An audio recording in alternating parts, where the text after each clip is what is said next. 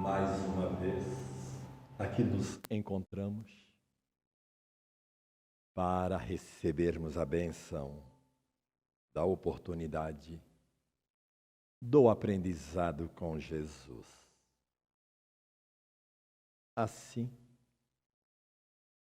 nós saudamos nosso mentor individual, saudamos os mentores de todos aqui presentes, saudamos e agradecemos a presença amigável da espiritualidade que se apresenta para o estudo da noite. Saudamos e agradecemos a acolhida afetuosa por parte da mentora da casa. Saudamos a equipe espiritual responsável por esta atividade. Saudamos o representante de Jesus entre nós, o mentor de nossa pátria amada, nosso querido irmão Ismael. Saudamos nossa Mãe Santíssima e saudamos o amado Mestre Jesus. E é com Jesus que elevamos nosso pensamento até ao Pai amantíssimo. E a Ele dizemos de nossa alegria, de nossa gratidão, pela bênção da oportunidade de mais este aprendizado. E assim, nós o louvamos enquanto dizemos: Pai nosso, que estais no céu, santificado seja o vosso nome. Venha a nós o vosso reino. Seja feita a vossa vontade, assim na terra como no céu. O pão nosso de cada dia nos dai hoje. Perdoai as nossas dívidas, assim como nós perdoamos aos nossos devedores. E não nos deixeis cair em tentação, mas livrai-nos do mal. Assim seja, graças a Deus. Graças a Deus. Aos presentes, boa noite. Aqueles que nos verão em um momento qualquer, bom dia, boa tarde, boa noite. E grato pela companhia. E pergunto ao grupo se algo ficou do nosso último encontro que mereça ser revisto, sofrer algum acréscimo, algum comentário, ou se ficou tudo bem para vocês. Ficou tudo bem? Ficou? Sendo assim, nós vamos ao livro? Então vamos. Estamos nós, então, no capítulo 10, último parágrafo do item 14, que diz assim: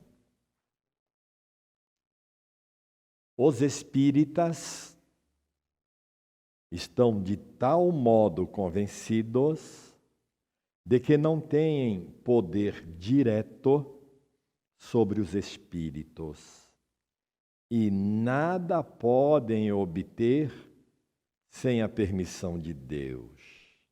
Que, quando chamam a um espírito qualquer, dizem: peço a Deus Todo-Poderoso permitir a um bom espírito se comunicar comigo.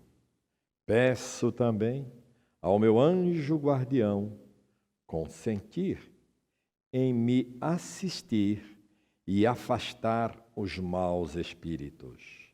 Ou então, quando se trata de chamar um espírito determinado, peço a Deus Todo-Poderoso permitir ao espírito de um tal se comunicar comigo. Isso está no Livro dos Médiuns, no capítulo 17, número 203. Então, reparem que devemos sempre nos dirigir a Deus.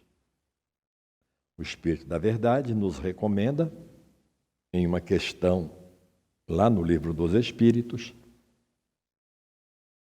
que em todas as atividades que nós formos agir, que nós formos iniciar, orar sempre a Deus. Porque tenhamos nós orado a tal ou qual espírito de nossa devoção, diz o Espírito da Verdade, nada se fará sem o consentimento de Deus. Entende? Por essa razão, estarmos atentos a este alerta, porque é ao Pai Amantíssimo descolou?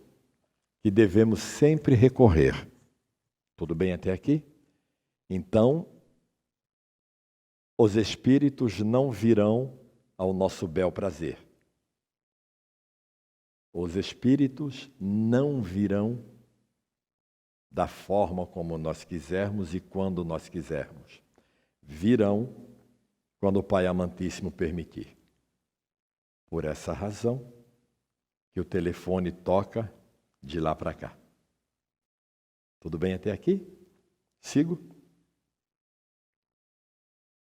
As acusações lançadas pela Igreja contra a prática das evocações não concernem, pois, ao Espiritismo, uma vez que se dirigem principalmente sobre as operações da magia, com a qual não tem nada em comum, ele condena nessas operações o que ela mesma condena.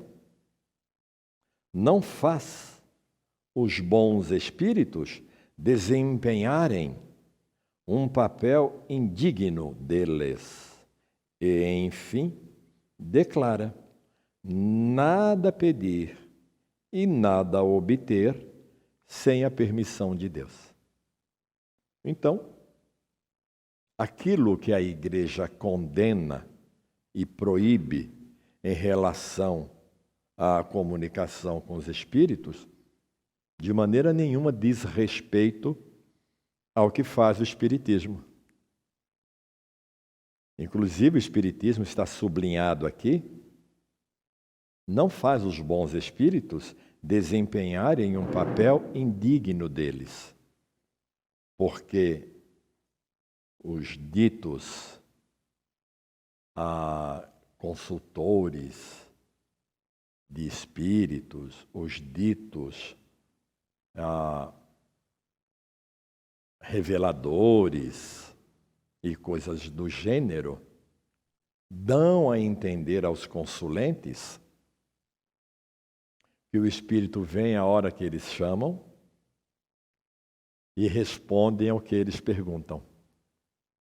Pelo que estudamos nós na doutrina, na ciência espírita, tem espíritos que respondem sim, mas está muito longe de ser aquele espírito que o dito intermediário diz estar se comunicando. Porque, na verdade, só lidam nesses casos com o capricho do consulente e com a vaidade do, entre aspas, médium. Tudo bem? Isso você nunca vai ver acontecer numa casa verdadeiramente espírita. Tudo bem? Sem dúvida, pode haver pessoas que abusam das evocações, que delas fazem um jogo, que desviam seu objetivo providencial para que sirvam aos seus interesses pessoais, que, por ignorância, leviandade, orgulho ou cupidez, se afastam dos verdadeiros princípios da doutrina.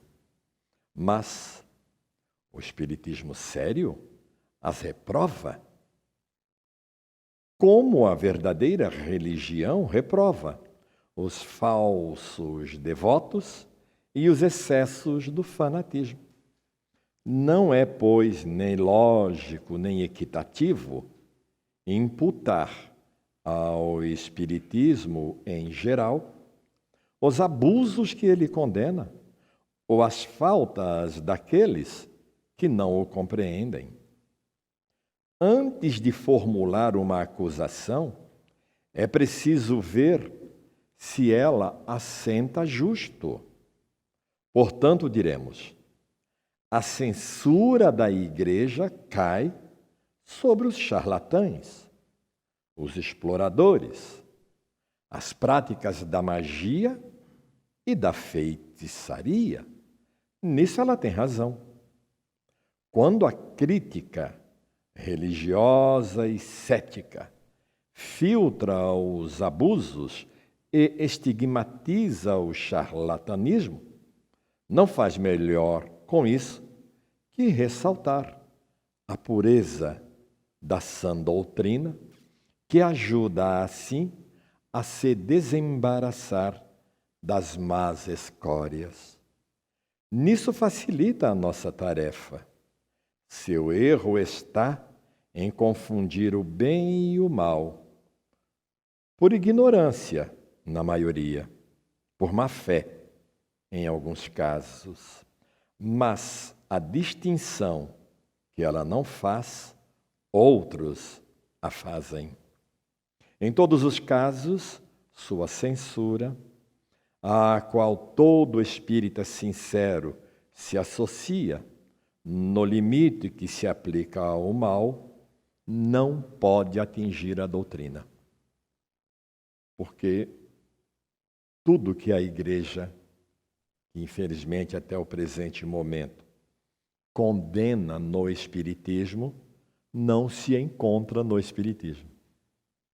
Muito pelo contrário. Tudo bem? Sigo? Nenhuma dúvida? Não, nenhum acréscimo? Então vamos. Aqui, quem vai falar, entre aspas, é sempre a Igreja, né? Então a Igreja diz assim: os seres misteriosos que se entregam assim ao primeiro chamado do herético e o ímpio, como do fiel, do crime, tão bem quanto da inocência, não são nem os enviados de Deus, nem os apóstolos da verdade, mas os cúmplices do erro e do inferno. Assim, ao herético, ao ímpio, ao criminoso, Deus não permite que os bons espíritos venham tirá-los do erro para salvá-los da perdição eterna. Não lhe envia senão os subordinados do inferno para enfiá-los mais no lamaçal. Bem mais, não envia a inocência senão seres perversos para pervertê-la. Não se encontra, pois, entre os anjos essas criaturas privilegiadas de Deus, nenhum ser bastante compassivo para vir em socorro dessas almas perdidas? Porque as qualidades brilhantes de que são dotados, se não servem senão para seus gozos pessoais? São realmente bons se mergulhados na delícia de sua contemplação, veem essas almas no caminho do inferno, sem virem dele desviá-las? Não é a imagem do rico egoísta que, tendo tudo em profusão, sem piedade, deixa o pobre morrer de fome à sua porta? Não é o egoísmo erigido em virtude e colocado até aos pés do Eterno? Porque, repare você, que segundo a Igreja,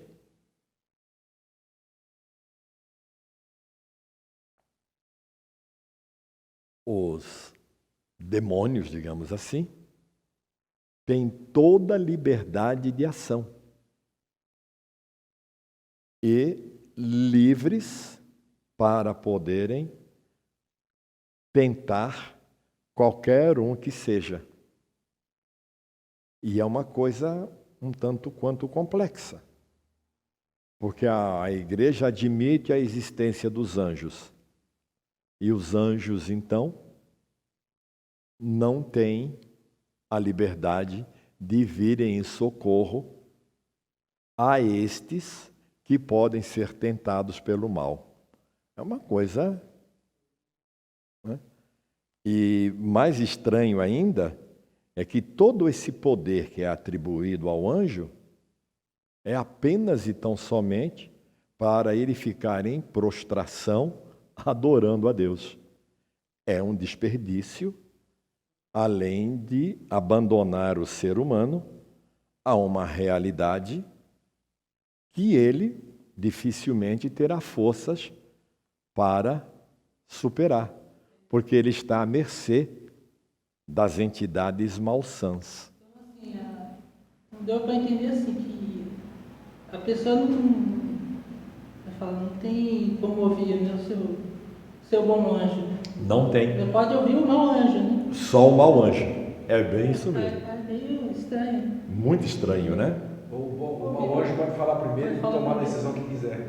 Não, quem pode falar é só o mau anjo, porque tomar a decisão que ele quiser. Sim, porque no entendimento da Igreja, o bom anjo, ele está e foi criado para ficar eternamente prostrado numa ociosidade absurda, adorando a Deus.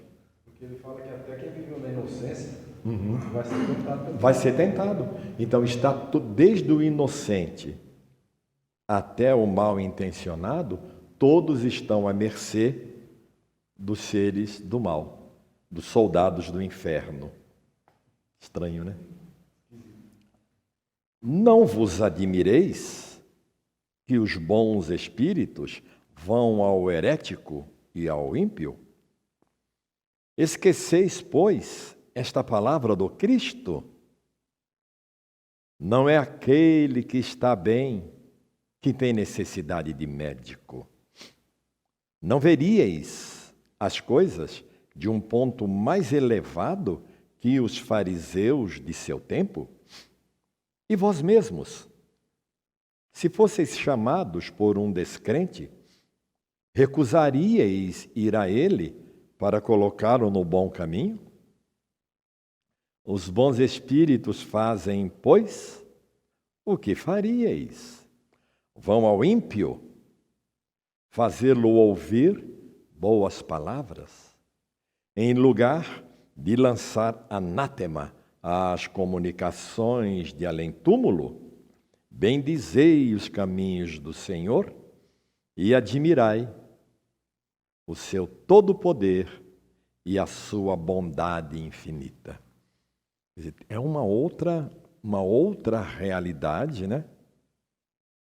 Quando você entende que os bons espíritos têm sim a liberdade de virem em nosso socorro, de nos assistirem, de nos inspirarem a pegarmos o bom caminho.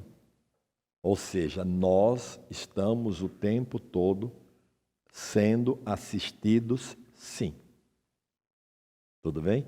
E isto, a doutrina espírita, a ciência espírita, ela não especula, ela não supõe, ela comprova.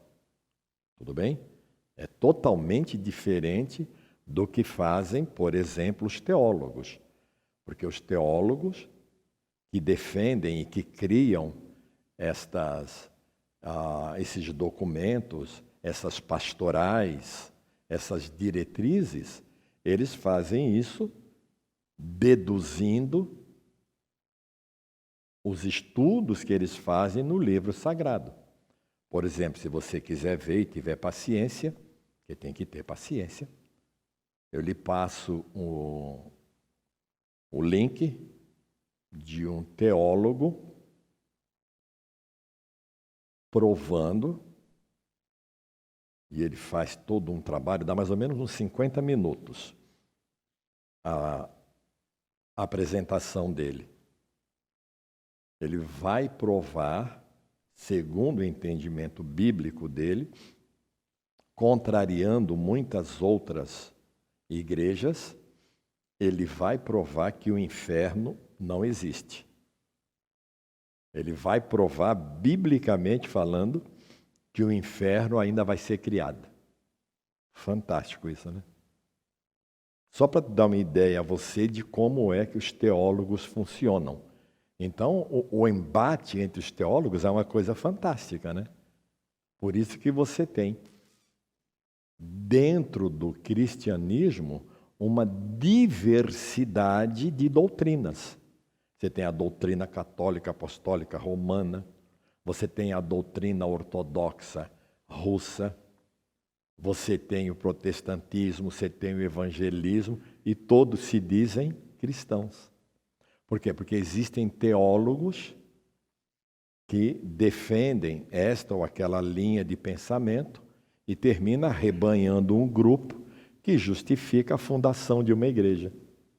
Deu para entender? Apesar também que tem daqueles que Deus vem falar com eles. No caso, os teólogos não deveriam ser neutros na questão dos estudos para passar uma informação sobre o que eles estudam? Uma neutralidade?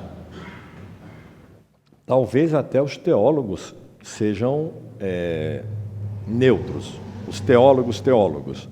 Mas você encontra teólogos dentro do catolicismo, você encontra teólogos dentro do evangelismo, você encontra teólogos dentro do protestantismo. Logo, eles têm uma tendência. Penso eu que devem existir os teólogos livres. Penso eu que deve existir. Penso eu até que talvez a faculdade de teologia, ela não esteja vinculada a nenhuma igreja, salvo as igrejas que têm a sua própria escola de teologia. Entende?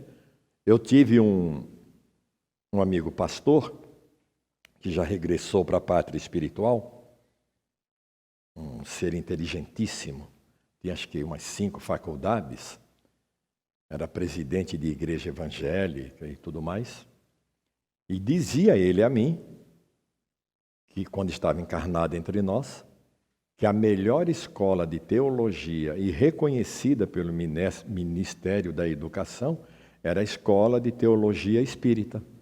E eu nem sabia que existe, me parece que é no Jabaquara, entende? Então existe a Faculdade de Teologia Espírita, entende? Que faz o estudo lá, né? Não tive a curiosidade de conhecê-la, né? Mas existe então a Escola de Teologia. Então tem espíritas que estão voltados a fazer estudos de teologia. Então, insisto, talvez existam sim os teólogos independentes. Tá bom? Procure. É interessante. Né? Mas é aquilo que a gente sempre diz, né? Eu lamento e peço desculpa ser repetitivo, Mas uma coisa é quando você lida com ciência, porque você tem como comprovar. Além de você ter como comprovar, a vantagem de lidar com a ciência é que a ciência expõe. E a ciência expondo, ela dá a você a liberdade de você abraçar ou não a causa, diferentemente de religião, né? Porque a religião impõe, é o dogma. Para você fazer parte daquele grupo religioso, você tem que crer nisso, nisso, nisso e nisso, sem contestar, entende? Então, muito melhor ciência, né? Pensando que você tirasse o diabo, né?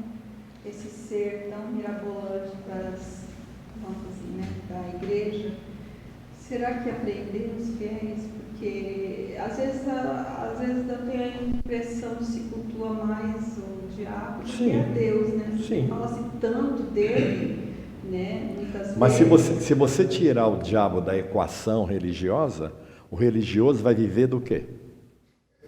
Ela criou o diabo para fazer os dogmas pelo medo, né? Entende? Culpar alguém do pecado, né? Para culpar alguém do pecado. Tem que culpar alguém do pecado. Não só culpar alguém do pecado, porque, por exemplo, uma teologia dessa que afirma que tanto o inocente, quanto o sábio, quanto o mal intencionado estão à mercê do diabo, isso deve ou não deve gerar medo nas criaturas? Né? É para dominar pelo medo. Deu para entender? Então, realmente, no futuro não muito distante, está bem pertinho, né? Essas figuras no planeta Terra desaparecerão. Né? Com certeza, lá na frente, serão tão desconhecidos quanto, com certeza, nos é desconhecido hoje as práticas lá do tempo do Egito Antigo, lá do tempo da Suméria e assim por diante. Entende? Isso é futuro. Será que vão queimar as bibliotecas também para apagar isso? Então, tudo leva a crer. Então. Mas existe como apagar o que está na internet? Então, mas. Mas todo mundo tem cópia, né? Na internet tem cópia. Veja bem, o esforço dos governos atuais em manter a internet sob controle, manter as redes sociais sob controle, e é óbvio que quando se diz governos, é óbvio que a religião está junto, né? A religião faz parte disso. É óbvio que o objetivo é reverter o processo no sentido de manter a humanidade na ignorância. Entretanto, Jesus afirmou que o que nós estamos vivendo hoje, nós viveríamos. O que foi que Jesus afirmou? Ele afirmou que nada ficaria oculto e que tudo viria às claras. E isso já está acontecendo. Se foi Jesus que profetizou, significa dizer que está dentro da agenda sideral. Se está dentro da agenda sideral, não dá para reverter. E outra coisa também que é interessante, ao longo da história, o que os dominadores mais fizeram realmente foi queimar bibliotecas. Se você tiver a curiosidade de pesquisar, você vai tomar um susto, porque a quantidade de bibliotecas que eles incendiaram no decorrer da história, penso eu que a última foi a dos maias, dos astecas, né? Que a Igreja Católica destruiu aqui na América Central, né? Aqui nas Américas, né? Todos os registros que eles tinham, a Igreja destruiu tudo.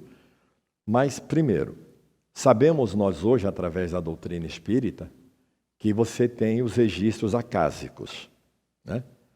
O que são os registros acásicos, senão algo semelhante àquilo que a humanidade terrena já conquistou? A humanidade terrena já não conquistou a nuvem? A semelhança da nuvem com os registros acásicos é uma coisa fenomenal. A diferença é a questão do acesso, que nós não temos acesso por enquanto. Por enquanto. Você fechou bem, por enquanto. O que for mentira vai perder a relevância, vai se apagar por falta de conteúdo. Aquela questão Vai das ficar escanteio. 99 mentiras do que uma verdade. Isso. Deu para entender? Então é tudo uma questão de tempo, é uma questão de paciência. Vamos buscar nos apropriar da verdadeira ciência. Em nos apropriando da verdadeira ciência, quando a coisa vier, estaremos nós já preparados. E quem sabe poderemos ser úteis na medida que Jesus espera, no sentido de ajudar aqueles nossos semelhantes que ainda não tiverem despertado. Um insight agora, que mesmo essa ciência, que se ela for queimada, o que a gente já introduziu na nossa alma não tem como apagar mais. E tem uma coisa muito forte nessa ciência, né? Que Então, Jesus tomou o cuidado de avisar que ela ficaria conosco permanentemente. Por que ela fica conosco permanentemente? Porque o Espírito é indestrutível. Então, quem trouxe essa ciência foi o Espírito da verdade. Quem destrói o Espírito? Então, pode tocar fogo. Você viu que quando o bispo da Espanha resolveu tocar fogo nos livros, foi uma propaganda maravilhosa, né? A doutrina espírita deu um impulso imenso, porque todo mundo queria saber porque o bispo da Espanha mandou queimar os livros, né? Não entendi o que você falou da nuvem. Da nuvem? É que hoje você tem um recurso, por exemplo, você tem muitas informações que você quer guardar sem risco de perdê-las. Acho que o último nível que nós chegamos, penso que é mais usado ainda, é o tal do pendrive. Então você grava tudo e joga lá no pendrive. Hoje você pode jogar na nuvem. Então você tem eles têm um recurso, eles pegam todas as informações, você compra um tanto de espaço lá, né? Aí esse espaço que você comprou, você vai jogando suas informações lá, e chama-se nuvem, né?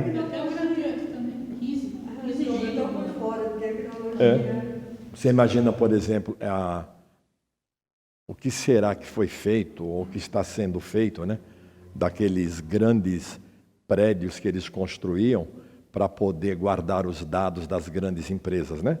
Tinham empresas, devem ter ainda, né? Especializadas na guarda dos dados, por exemplo, dos grandes bancos, das grandes empresas. Então eram construídos prédios, uma quantidade de computadores imensa, centrais poderosíssimas, para ter a certeza que aquelas informações estavam lá. E tinham empresas que, dependendo do seu grau de importância, elas tinham 2, 3 centros de redundância. Os data centers. E as nuvens agora, né? Com as nuvens, quer dizer, guardadas as proporções, tá? Por favor, guardadas as proporções. Penso que hoje é uma repetição, guardadas as proporções, né? Do que foi feito dos copistas quando Gutenberg inventou a imprensa, né? Quando Gutenberg inventa a imprensa, coitado dos copistas, né? Porque era tudo, né? Manual. Vamos para o item 17? Então essa é a diferença de lidar com ciência e com religião. Disse os anjos guardiães. Mas, quando esses anjos guardiães não podem se fazer ouvir pela voz misteriosa da consciência ou da inspiração, por que não empregariam meios de ação mais diretos e mais materiais, de natureza, a ferirem os sentidos, uma vez que eles existem? Deus coloca, pois, esses meios, que são obra sua, uma vez que tudo vem dele e que nada chega sem a sua permissão, à disposição dos maus espíritos, ao passo que recusa aos bons deles se servirem. Então, Deus que só faz coisas boas, faria essas coisas boas somente com a permissão de uso e acesso aos maus espíritos, né? Estranho. De onde é preciso concluir que Deus dá aos demônios mais facilidades para perder os homens que as dá aos anjos guardiães para salvá-los? Pois bem, o que os anjos guardiães não podem fazer, segundo a igreja, os demônios o fazem por eles. Com a ajuda dessas mesmas comunicações, supostamente infernais, conduzem a Deus aqueles que o renegam, e ao bem aqueles que estão mergulhados no mal. Dão-nos o estranho espetáculo de milhões de homens que creem em Deus pelo poder do diabo. Então, que a igreja fora impotente para convertê-los? Quantos homens que não oraram jamais, oram hoje com fervor, graças às instruções desses mesmos demônios? Quantos deles não se veem que, de orgulhosos, egoístas e debochados, se tornaram humildes, caridosos e menos sensuais? E se diz que é a obra dos demônios, se assim for, é preciso convir que os demônios prestaram um mau serviço e os assistiu melhor que os anjos. É preciso ter uma bem pobre opinião do julgamento dos homens deste século para crer que possam aceitar cegamente tais ideias. Uma religião que faz a sua pedra angular de semelhante doutrina, que se declara solapada em sua base, tirando-se-lhe seus demônios, seu inferno, suas penas eternas e seu Deus sem piedade, é uma religião que se suicida. A sua pergunta, não é? Não é? Então, se você tira esse Deus terrível, se você tira o demônio, se você tira o inferno, o que vai ser da religião? Ela desaparece. Hã? Qual é? Agora, o que é mais assim paradoxal é atribuir que só os demônios podem se comunicar. Então, se é só os demônios que podem se comunicar, você está aqui, segundo a igreja, por conta dos demônios. O demônio, então, está tirando direto no pé dele, ou não? E está fazendo um bem tremendo, não é isso? Nesse caso, então, vamos dizer, o Papa, ele diz que se comunica diretamente com o alto, pelo menos É o que eles acreditam. Então, nesse caso, o alto não se comunica com o Papa, ele se comunica com o demônio, nessa visão. Não posso afirmar isso porque eu não posso. Não é uma afirmação, é só um... Então, mas não dá para especular, porque se o termo Papa, né, enseja pontífice, então ele é a ponte, e diz que ele é a ponte entre Deus e os homens, então talvez, especulando, talvez a doutrina católica afirme que os seus sacerdotes, as suas autoridades eclesiais e o Papa, diferentemente do resto da humanidade, se comunica com Deus. A única coisa que eu posso concluir. Mas aí é o Genival que está concluindo no sentido de uma forma, dentro de uma área especulativa, não te deixar sem resposta. Aí teria que se pesquisar para ver se estamos certos ou não. Porque o que deixa claro na doutrina católica é que só os demônios é que se comunicam conosco. Tudo bem? Vamos para o item 18, até aqui está tudo bem para você? Tudo jóia? Então vamos lá.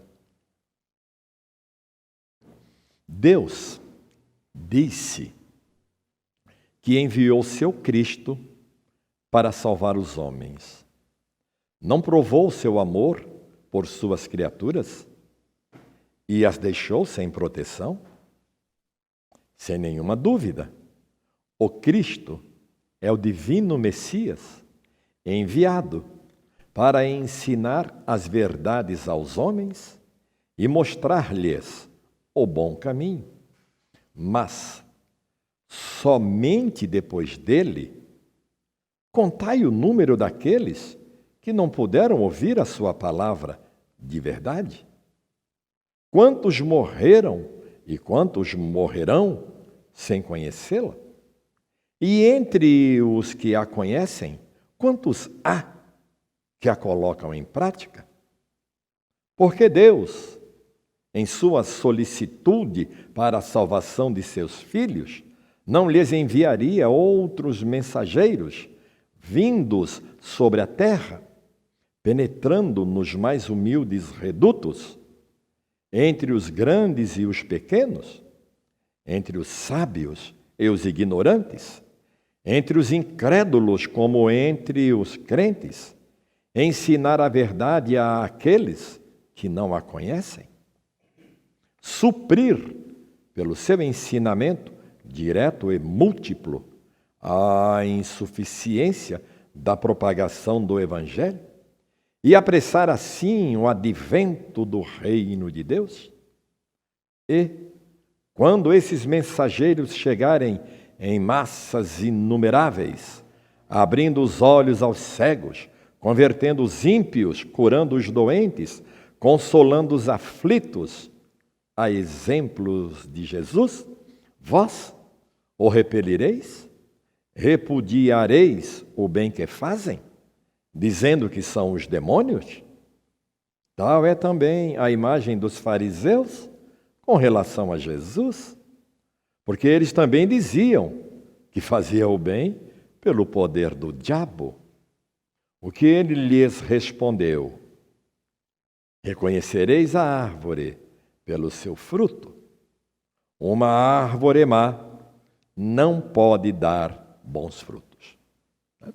Então, talvez vocês conheçam alguém que lhes diga, assim como tive a oportunidade de ouvir algumas vezes: vocês são tão bons, vocês espíritas, pena que não serão salvos. Porque é nisso que eles creem, entende? Porque você não está segundo a doutrina da igreja.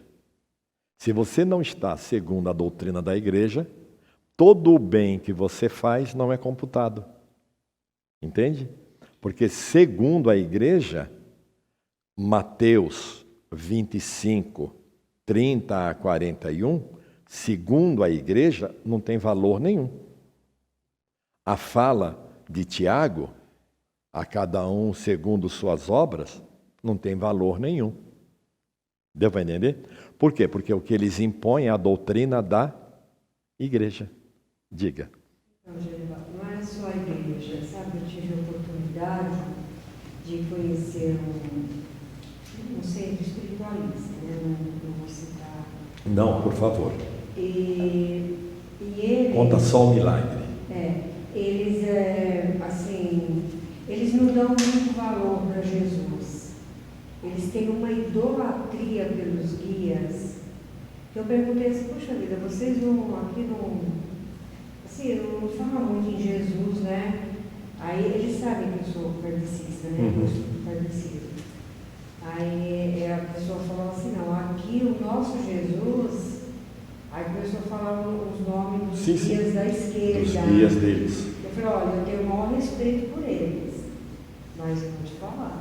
Eu falei para ela assim, sempre que não tem Jesus para mim, Jesus para mim é o guia da humanidade. Eu falei, como vocês podem reverenciar? Tudo bem, eles estão, esses guias aí, eles estão em evolução como nós, né? Mas o espírito mais perfeito que já pisou nessa terra, segundo os estudos, foi Jesus. Ele é o nosso guia principal. E eles não suportam assim, eles não gostam de Kardec, sabe? Eles já leram o livro dos médios? Não, ninguém lê o livro dos médios. Mas é a doutrina deles, porque o cuidado que nós temos que ter, é que a grande maioria dos seres, pelo fato de, em alguns casos, estabelecerem comunicação com os espíritos, muitos, só por esse fato, se dizem espíritas. Temos que respeitá-los. Entretanto, não podemos faltar com a verdade. Porque até onde sabemos, segundo o Pentateuco kardeciano, o verdadeiro espírita e o verdadeiro cristão, que segundo o Espírito da Verdade são a mesma coisa, são aqueles que aplicam em si os ensinamentos de Jesus. Então, se você tem o guia tal, ou se você tem o guia tal, ou o guia tal, desde que você esteja aplicando em si os ensinamentos do Cristo, não tem problema nenhum. O grande problema é que as pessoas, muitas vezes, se deixam levar pelo pastor, se deixam levar por sacerdote, se deixam levar pelos guias, se deixam levar pelo médium, e em si próprio, não vivenciam Jesus. Em meados do século passado, ou talvez um pouco antes, a professora Eurípides Bassanufo achou por bem, no astral, construir o Hospital Esperança,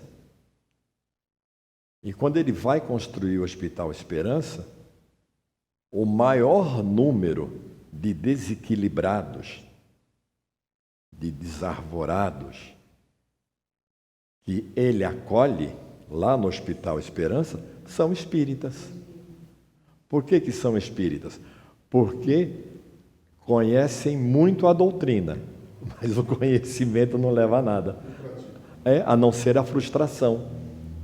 Então, o conhecimento ele só vai ter função se eu aplicá-lo em mim. E aplicar em mim é fechar os olhos para o resto do mundo, literalmente falando. É ser espírita aonde eu estiver. Ou seja, quando o Espírito da Verdade, lá na introdução do número 1 do Evangelho segundo o Espiritismo, no primeiro parágrafo, ele afirma que a conquista da felicidade passa necessariamente pela vivência dos ensinos de Jesus, e que os ensinos de Jesus é uma norma de conduta que devemos nós aplicá-la tanto no privativo quanto no público. Ou seja, você tem que agir como tal em toda e qualquer circunstância. Caso contrário. Então, esse é o cuidado que a gente tem que ter, porque hoje é muito efervescente, ainda com recurso da internet, hoje é mais magnífico ainda, a quantidade de gente que se comunicam com os espíritos, né? Nesse vídeo que nós mandamos, que o Tiago falou que já viu umas 3 vezes e que já tinha mandado para nós, o OVNIs e a Igreja do History, tem uma situação lá, que no meu entendimento foi espiritual, lá na Espanha, em que vem uma equipe de médiuns, aí tem físicos no meio, tem psicólogos, tem médiuns, tem sensitivos, tudo, de seres que vão fazer com os recursos que eles têm, somado aos médiuns, um estudo para descobrir o que está acontecendo ali. Ou seja, a mediunidade é algo que realmente está tomando corpo no mundo, né? Agora, o cuidado é esse aqui. Qual é a diferença entre sensitivo e médium?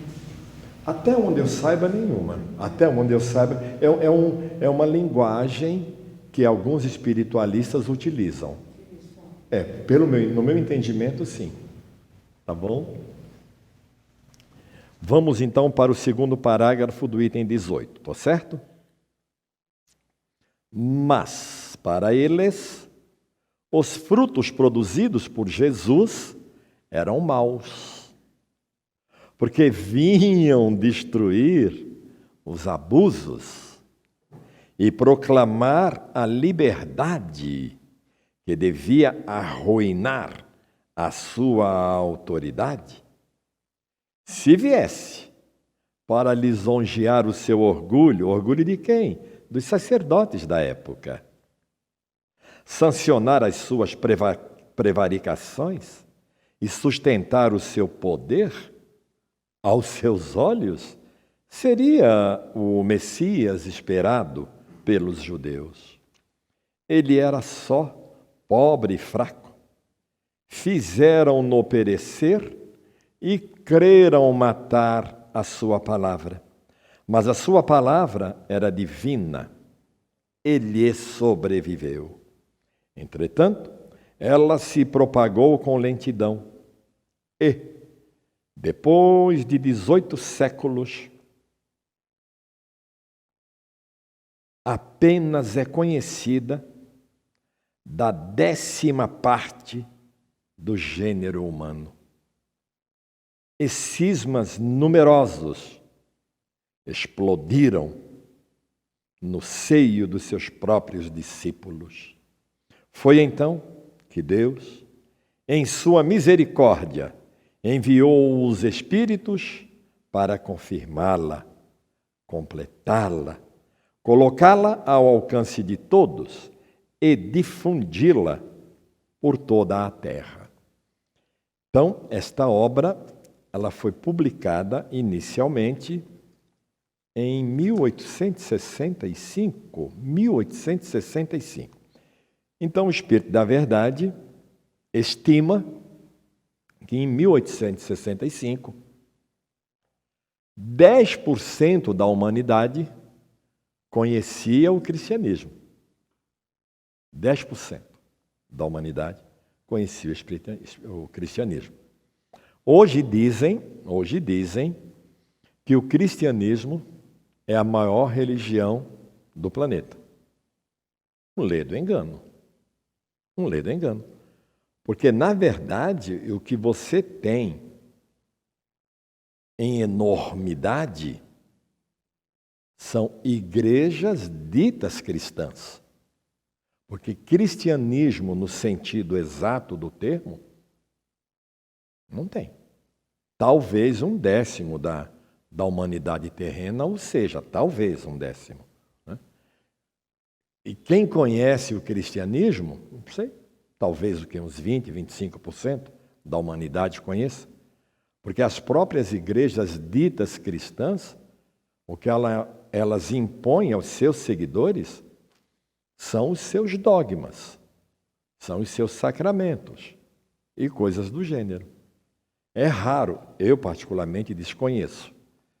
Se acaso você conhecer, eu gostaria de conhecer também alguma igreja que faça saber aos seus seguidores que o que ele precisa fazer para ser salvo é vivenciar Jesus. Tem uma igreja, se não me engano, em Pernambuco, que o padre incorpora um frei que fazia curas nas pessoas e faz milagres no meio do povo ali. Ele vai ser excomungado. Mas a igreja, acho que já foi tirada do plano. Com certeza, ele vai ser excomungado. Mas ele é um padre, a igreja mas ele está no lugar errado. A igreja do padre é lotada de gente. Tá, mas ele está no lugar errado, você concorda? Porque se a doutrina que ele professa rejeita, ele então é um rebelde. Tem um outro padre Né? que eu vi na internet, Hã? Tem outro padre que eu vi na internet, ele deu até entrevista já na televisão, que ele incorpora um médico e faz cirurgia espiritual. Sim. Tem muitos, eu sei que tem muitos, mas uma coisa é ser cristão, e outra coisa é ser católico, outra coisa é ser médium, outra coisa, entende? Ser cristão é algo, né? É só aqueles que verdadeiramente vivenciam Jesus, do contrário. Seguimos? Mas os espíritos não estão encarnados em um único homem, cuja voz seria limitada. São inumeráveis, vão por toda parte e não se pode prendê-los. Eis porque os seus ensinamentos se difundem com a rapidez do raio, falam ao coração e à razão, Eis porque são compreendidos pelos mais humildes. Aqui a gente tem que prestar bem atenção no que foi dito, né? Porque, olha, ele diz que o Espiritismo fala ao coração e à razão. Eis porque são compreendidos pelos mais humildes. Né? Teve uma época, talvez uns 10 anos atrás, um pouquinho mais, talvez, em que mudaram um pouco o ataque, os detratores do Espiritismo mudaram um pouco a estratégia e disseram que só rico e intelectual era espírita. O que será que as casas espíritas estavam fazendo, né? Vai que esses detratores tinham razão, né? Ou seja, que as casas espíritas estavam povoadas somente pelos intelectos e pelos abastados. Alguma coisa está errada se isso for verdade, porque a simplicidade do Espiritismo, a clareza do Espiritismo, a fala direta do Espiritismo, ela é muito clara. Não deixa dúvida, não deixa mais. Não tem questão de interpretar, não precisa ter ninguém para interpretar. A gente, quando faz um estudo dessa magnitude, a gente faz por quê que a gente faz esse estudo? Porque você quer fazer todas as ligações, você quer ver as relações com as outras ciências, você quer ter um entendimento completo. É mais ou menos assim. É mais ou menos assim. Um ateu, muito famoso, uma celebridade, chegou um dia para um religioso no sentido exato do termo e desafiou esse religioso e disse a ele: eu lhe dou um tempo para que você me justifique, me explique, me esclareça o que realmente tem de importante na Bíblia. O que essa Bíblia de sagrado tem que realmente mereça, na sua mensagem, no seu conteúdo, toda essa atenção que vocês dizem que ela merece, e a resposta de que ela tem em si a solução para todos os problemas da humanidade. Se o senhor me explicar, durante o tempo em que eu estiver fazendo o número 4, eu vou mudar de postura. Aí o sacerdote disse a ele: pode tomar posição. A pessoa tomou posição e o sacerdote disse a ele: ame. Como assim? A Bíblia não lhe diz outra coisa a não ser que você deve amar. Voltamos aqui? Vamos? Vamos voltar para cá?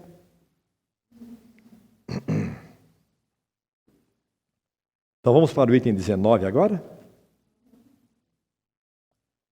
Não é indigno de celestes mensageiros, dizei-vos transmitirem as suas instruções por um meio assim vulgar que o das mesas falantes. Não é ultrajá-los supor que se divertem com trivialidades e deixam a sua brilhante morada para se porem à disposição de qualquer um? Jesus não deixou a morada de seu pai para nascer num estábulo? Onde vistes, aliás, que o Espiritismo atribua coisas triviais aos espíritos superiores? Ele disse, ao contrário, que as coisas vulgares são o produto de espíritos vulgares, mas mesmo pela sua vulgaridade, com isso, não feriam senão mais as imaginações. Serviram para provar a existência do mundo espiritual e mostrar que esse mundo é diferente do que se julgava. Era o início, era simples como tudo que começa, mas a árvore, saída de um pequeno grão, não estende menos, mais tarde, ao longe, a sua folhagem? Quem creria que de miserável manjedoura de Belém sairia um dia a palavra que deveria agitar o mundo? Sim, o Cristo é o Messias divino. Sim, a sua palavra é a da verdade. Sim, a religião fundada sobre essa palavra será inabalável, mas com a condição de seguir e praticar os seus sublimes ensinamentos e não fazer do Deus justo e bom, que nos ensina a conhecer, um Deus parcial, vingativo e sem piedade. Aí, no Evangelho segundo o Espiritismo, no capítulo 5, item 6, ou capítulo 6, item 5, vejamos aqui, olha o que o Espírito da Verdade nos diz. Capítulo 6,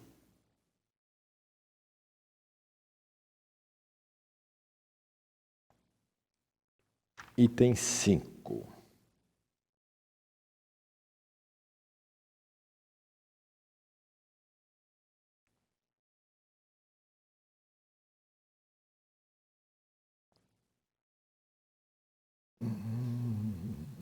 Meu Deus, onde é que está?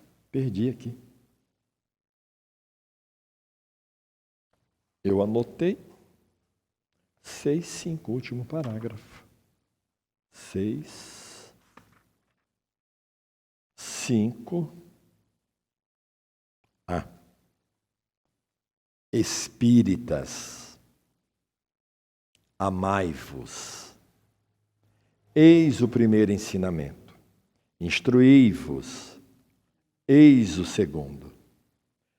Todas as verdades se encontram no cristianismo. Os erros que nele se enraizaram são de origem humana.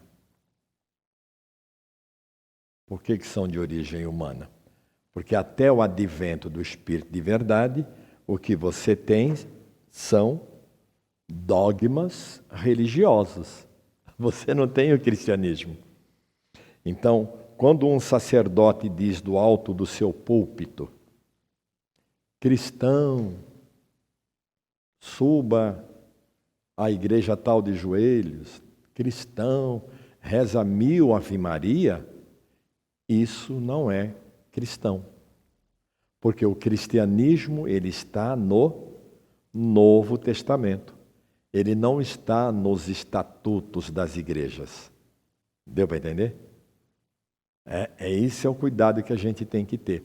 E o estudo dessa ciência não nos remete a outro lugar que não seja conhecer este Evangelho, conhecer esses ensinamentos. Queira Deus que fazendo isso nós consigamos praticá-lo. Tudo bem até aqui? Vamos iniciar o capítulo 11? Agora vai dar o que falar, hein? Da proibição de evocar os mortos. Tem gente que já está coçando até a orelha, mas vamos lá. A igreja não nega de modo algum o fato das manifestações. Ela as admite todas.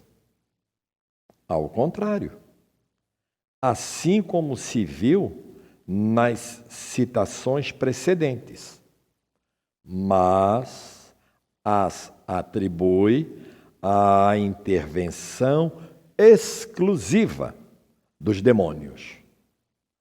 É, sem razão, que alguns invocam o Evangelho para interditá-las, porque o Evangelho disso não diz uma palavra.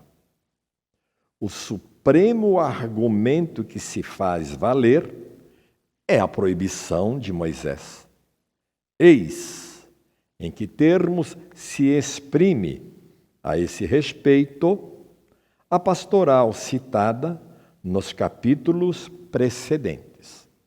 Então, primeiro, queria chamar a atenção do grupo para um ponto, antes de avançarmos.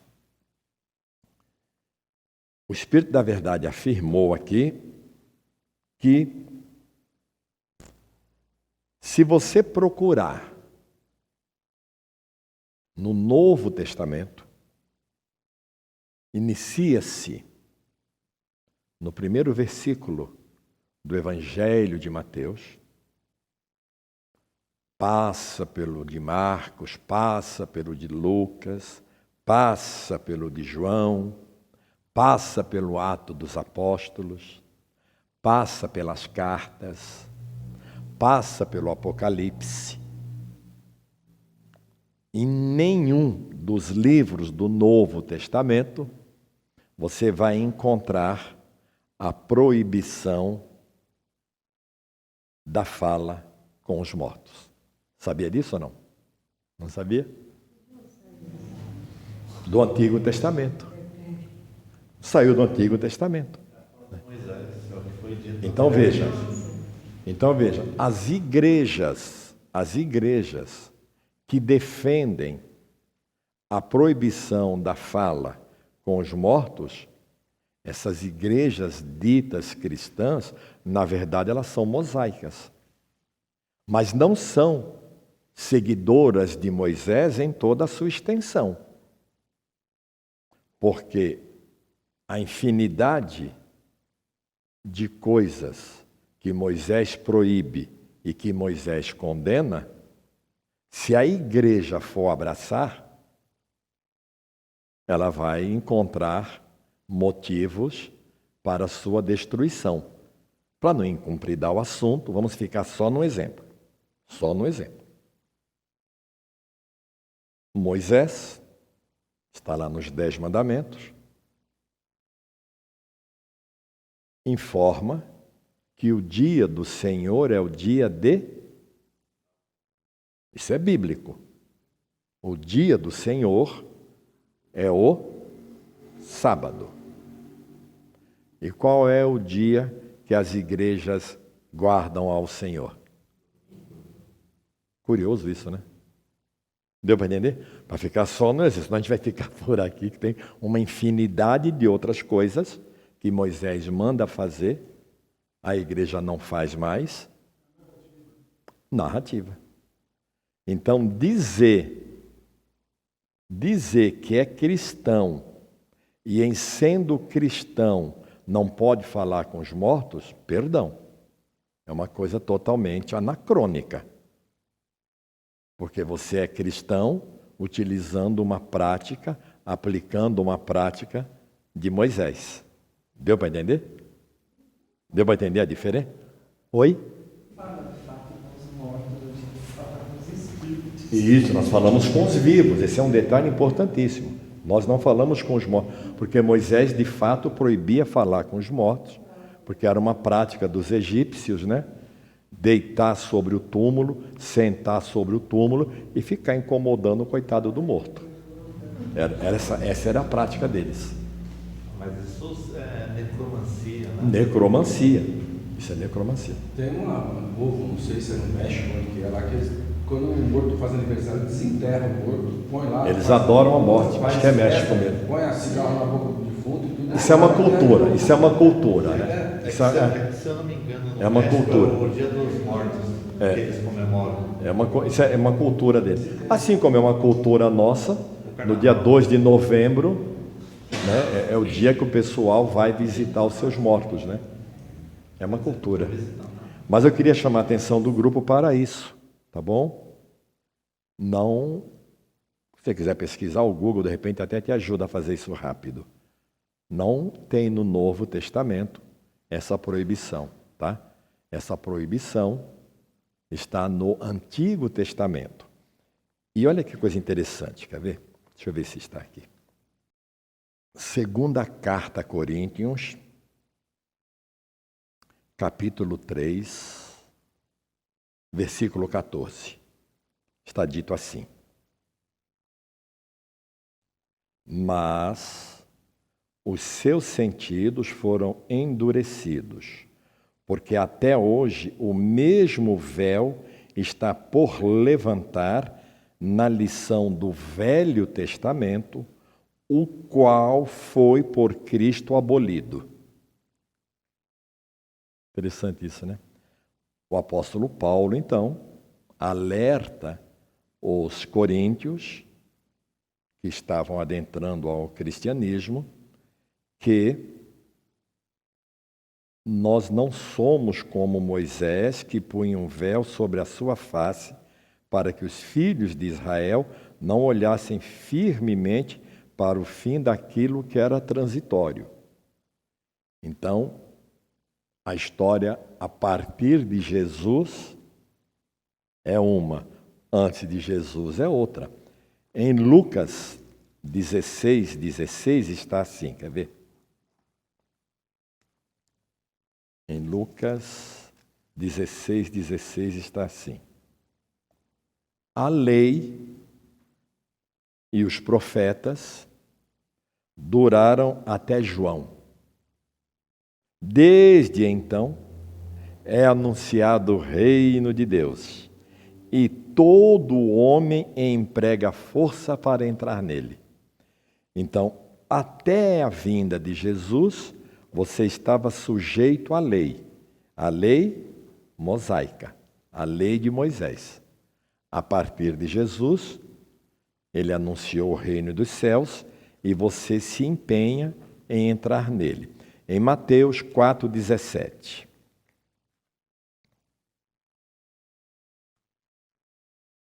Mateus 4:17.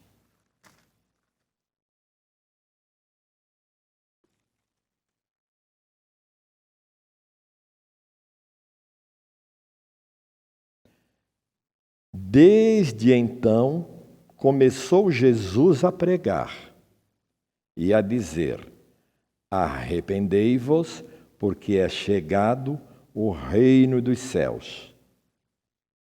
Então, por que é que Saulo de Tarso trucidava os cristãos? Por que Saulo de Tarso eliminava os cristãos? Porque os cristãos afrontavam a doutrina de Moisés. Porque Jesus a aboliu. Para ficar só num exemplo, tá? Vamos ficar só num exemplo, para a gente não se estender muito nisso. Jesus dizia assim: tendes ouvido, olho por olho, dente por dente. Eu, porém, vos digo. Mudou ou não mudou? Orai pelos seus amai os seus inimigos e orai pelos que vos aboliu ou não aboliu? Para ficar só no exemplo, tudo bem? Voltamos aqui? Voltamos? Então vamos lá. Não é permitido, aqui agora é a pastoral da igreja, tá bom? Está entre aspas. Não é permitido pôr-se em relação com eles, os espíritos, seja imediatamente, seja por intermédio daqueles que os invoquem e interroguem. A lei, qual lei? Pune de morte essas práticas detestáveis. Mas veja bem, a lei mosaica também manda apedrejar a mulher adúltera. Acho que não tem mulher adúltera mais, né? Então, no começo era para apedrejar os dois. Olha que coisa louca. Na época de Jesus, já era só a mulher. Mas, de qualquer maneira, na época de Moisés, tinha que apedrejar os dois. Acho que o pessoal não comete mais adultério, que eu não vejo falar em apedrejamento. Vocês ouvem? Deu para entender ou não? Então, é fácil você se apegar num ponto para justificar aquilo que é do seu interesse e desprezar o resto, né? Deu para entender? Porque a lei mosaica pune de morte somente quem fala com os mortos? Não. Pune de morte um monte de gente. Eu ia falar uma coisa, mas eu posso ser mal interpretado. Eu vou seguir. Diga. Só nesse parágrafo aqui ele já está dando duas posições que você não pode invocar. Ou imediatamente ou intermédio de alguém. Não pode. Então ele já tem um parâmetro para poder comparar. Então ele já sabe que isso acontece.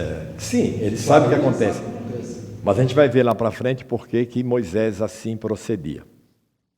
Porque você não pode se comunicar e nem pedir que alguém o faça em teu nome. Entendeu? Então, nem comunicação direta, nem indireta. Porque senão você vai estar utilizando os serviços de um médium, né? Vamos lá então. A lei mosaica pune de morte estas práticas detestáveis em uso entre os gentios. Não ide procurar os mágicos, está no livro Levítico. E não dirijais aos adivinhos nenhuma pergunta de medo.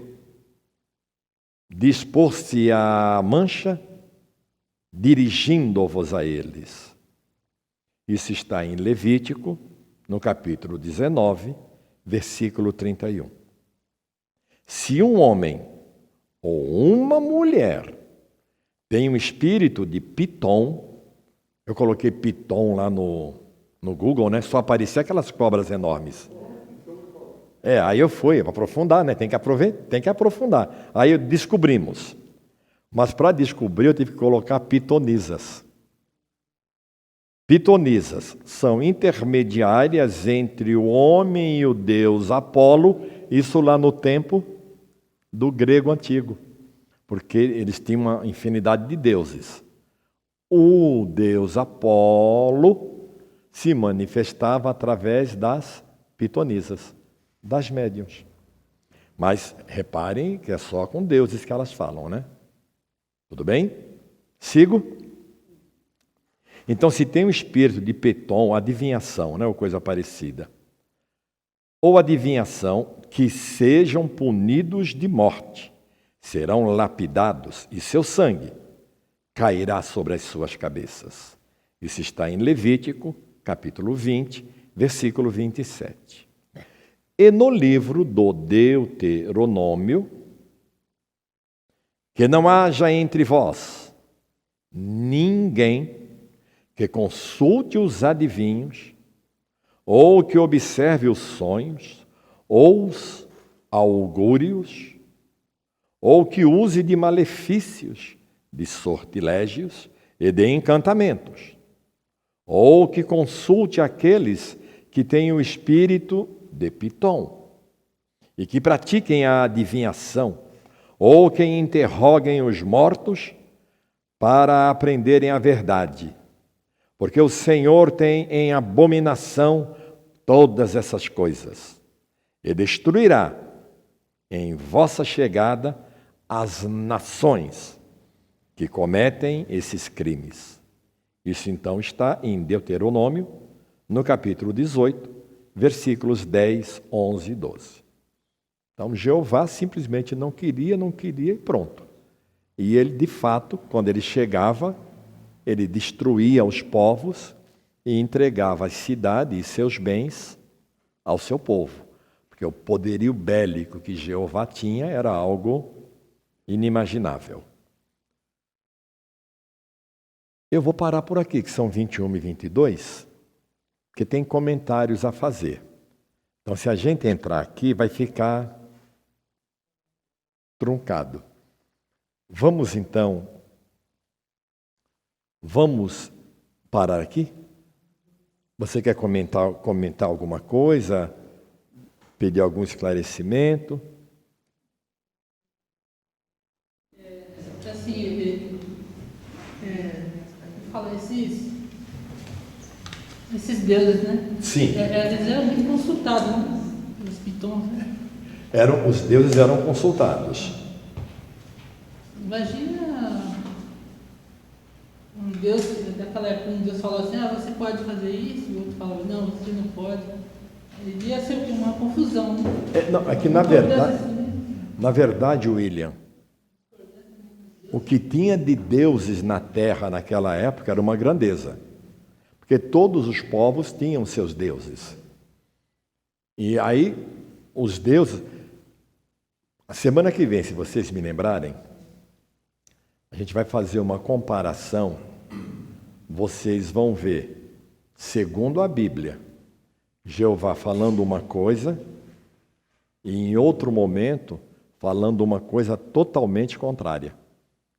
E aí a gente fica a pensar, será que era sempre Jeová que se manifestava? Né? Porque tem algumas controvérsias na Bíblia que deixam essa suspeita.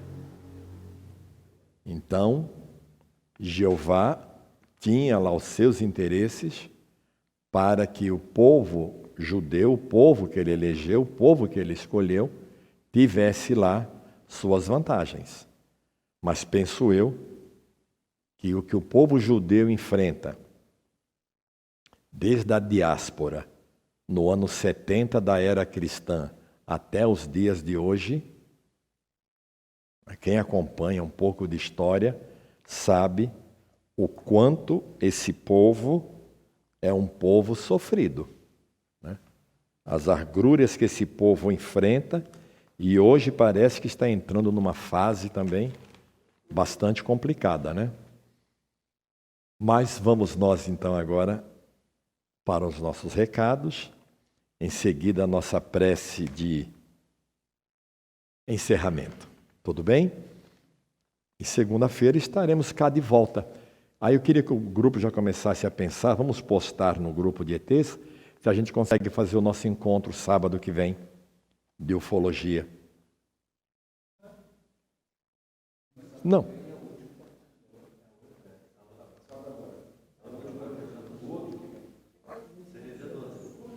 Para vocês seria melhor dia 12?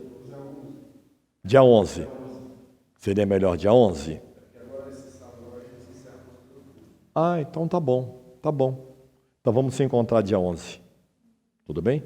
Então a gente posta no grupo a semana que vem. Mas já está acertado aqui, gravado, que o grupo de ufologia se encontrará no dia 11. Vai ter assunto. E agora, indo para os recados, né? Nunca é demais lembrar a obra que a Irmã Maria faz em atendimento às famílias carentes aqui da região, com as cestas básicas. E nós podemos contribuir com a Irmã Maria nessa tarefa, trazendo nossos alimentos não perecíveis nos plantões que a Irmã Maria mantém aqui na sua sede, todas as terças e quartas-feiras, das 19 às 22 horas, e aos sábados, das 8 às 16 horas. A Irmã Maria fica aqui, na Rua Solar dos Pinheiros, número 388, Vila Industrial, capital São Paulo. Caso esses horários não lhe sejam suficientes, combine com a Irmã Maria pelo WhatsApp 11 9 4758 6327. Vocês vão entrar em acordo. Aqueles que por motivo de distância ou coisa parecida quiserem ajudar a Irmã Maria nesta obra financeiramente, pode fazê-lo na conta que a Irmã Maria mantém no Banco Santander, hoje com a facilidade do código PIX, né? E o código PIX da Irmã Maria é o seu CNPJ, que é o 07 123 337 1000 ao contrário, -35. Qualquer dúvida, WhatsApp 11 94758 6327. E não deixemos de acompanhar o Evangelho Momentos de Luz, que acontece todas as terças e quartas-feiras, às 20 horas, online e presencial. E aos sábados, somente online, a partir das 20 horas.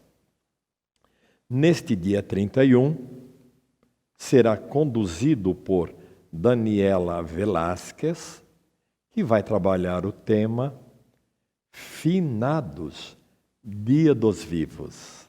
Olha que interessante, né, o trocadilho que ela fez. No dia 1/11, quarta-feira, né, será conduzido por Luzinete Mota, o tema, o sono e os sonhos. E no dia 4/11, sábado, reitero, só online, será conduzido pelo nosso irmão Jorge Miyashiro e pela Ana Moreira. Ela é natural de Cajazeira, Paraíba. Ela está atualmente em Pelotas, no Rio Grande do Sul. E de lá, ela vai desenvolver o tema A Vida Continua. E prestigiemos também a Hora Espírita, que acontece somente online, todas as quintas-feiras, às 20 horas.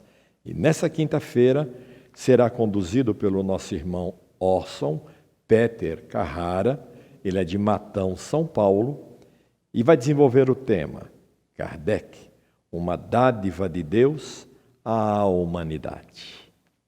E segunda-feira, cá estamos nós, das 20 às 21h30, tendo essa oportunidade bendita de se apoderar do conhecimento desta obra magnífica que é O Céu e o Inferno, de Allan Kardec. E não deixemos de curtir a página da Irmã Maria no Facebook, se inscrever no canal oficial do YouTube, acionar o sininho para terem as notificações das lives. Feito isso, vamos para a nossa prece e vibração geral. E assim, abrindo nossos corações em vibrações intensas de muito amor, nós vibramos pela paz universal, pelo entendimento entre todas as pessoas.